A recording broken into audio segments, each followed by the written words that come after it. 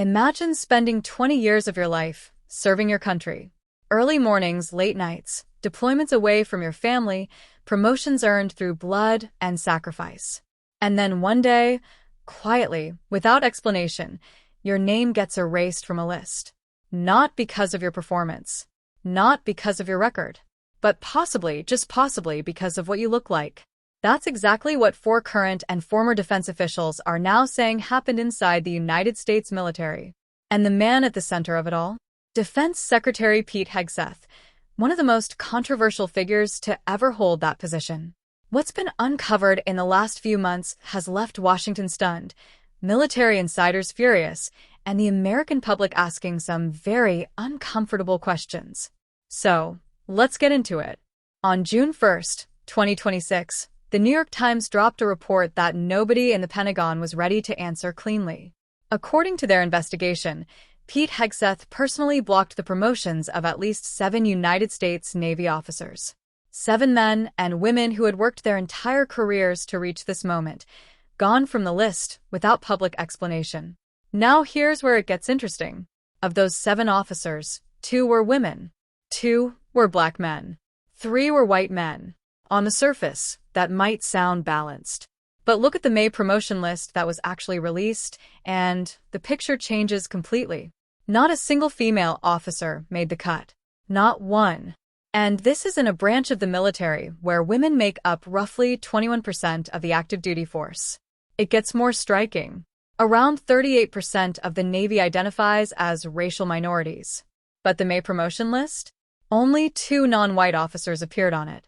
2 out of an entire list.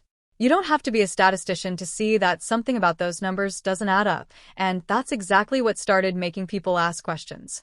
Here's the thing about military promotions, they're not supposed to work like this. The process is designed to be structured, reviewed, and insulated from political interference. Senior officers are evaluated over years, their records scrutinized by promotion boards made up of experienced military professionals. It's not perfect, but it's a system built to reward performance. So when 4 current and former defense officials described Hegseth's alleged interference as highly unusual, that phrase carried weight. These aren't random critics.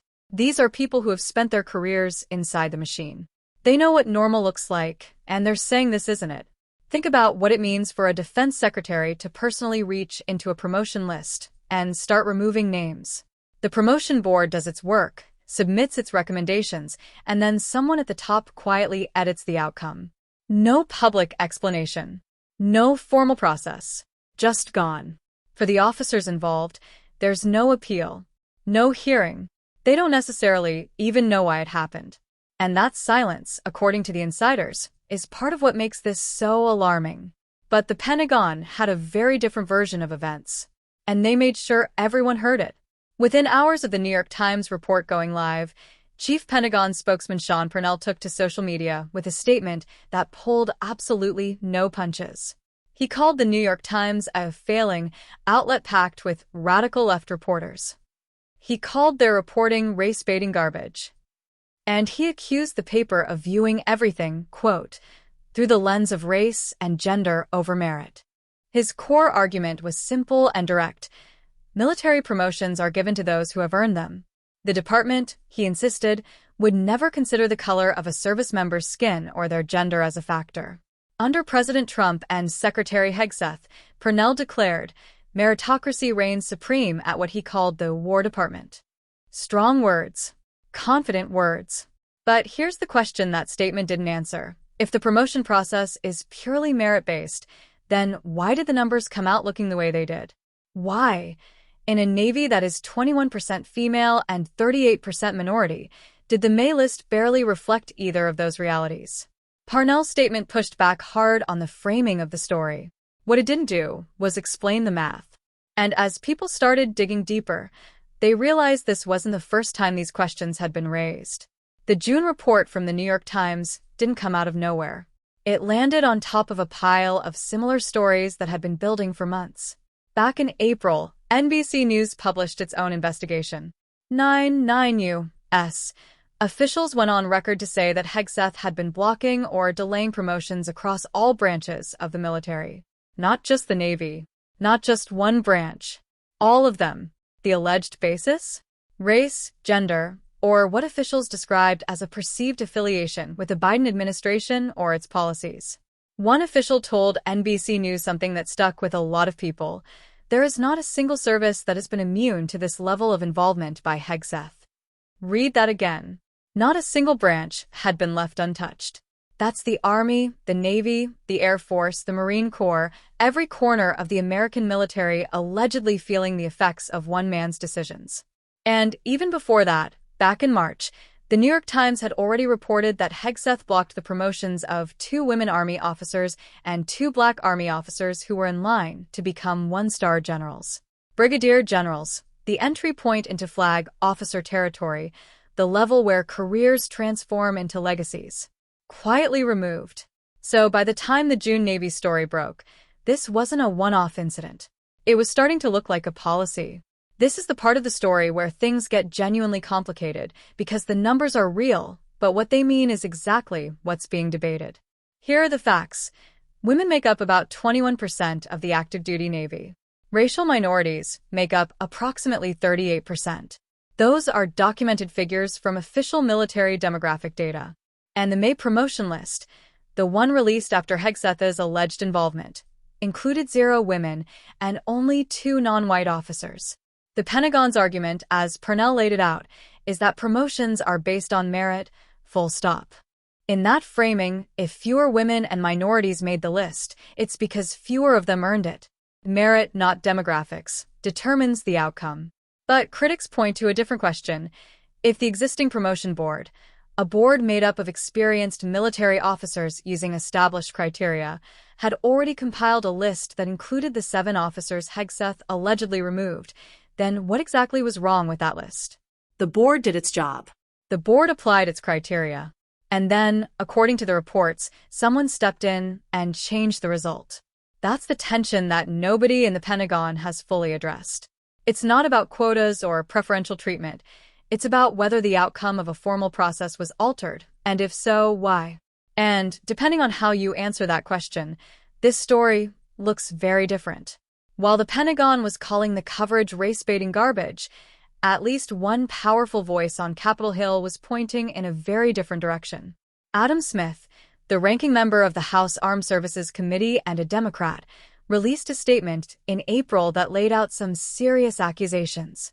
He said that since Hegseth took charge of the Department of Defense, the secretary had ousted numerous decorated, knowledgeable, and well-respected U.S. military leaders and removed individuals from promotion lists as part of what Smith called an ongoing culture war. Smith went further.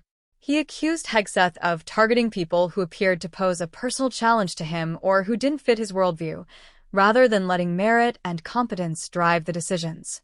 And he warned that all of this was creating further chaos and havoc that threatened the stability of the armed forces, did a profound disservice to the men and women who serve, and was eroding what he described as the nonpartisan role of the military.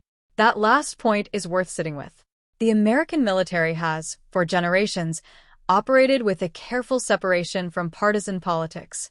Soldiers serve presidents of both parties. Generals don't endorse candidates. The institution is supposed to be above the political fray. What Smith was alleging, and what the pattern of reports seemed to suggest, was that this tradition was being quietly dismantled, one promotion list at a time. And that has implications that go far beyond any single officer's career. Step back from the specific names and the specific reports for a moment, and ask the bigger question: what does it actually mean when a defense secretary has this kind of influence over who rises through the ranks? Military promotions aren't just about career advancement. They determine who commands troops in a crisis, who makes decisions under fire, who advises the president during the most dangerous moments a nation can face. The people on those promotion lists aren't just bureaucrats moving up a ladder. They're the future leaders of the most powerful military force in human history. If the process that elevates those leaders gets politicized, if names start getting added or removed based on ideology, perceived loyalty, race, or gender, the consequences don't stay inside the Pentagon. They ripple outward. Officers who survive the process know, consciously or not, how they survived it. The ones who got cut know too. That kind of knowledge changes an institution from the inside. There's also the question of readiness.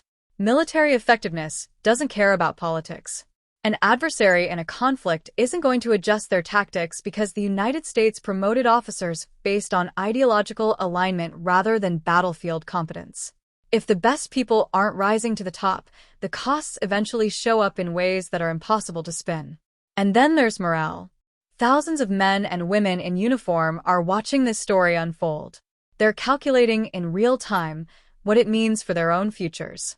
Whether the system they've dedicated their lives to still works the way they were told it does. So here's where we land.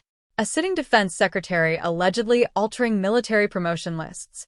Reports from multiple outlets, backed by current and former officials across multiple branches, suggesting a pattern of interference based on race, gender, and perceived political loyalty.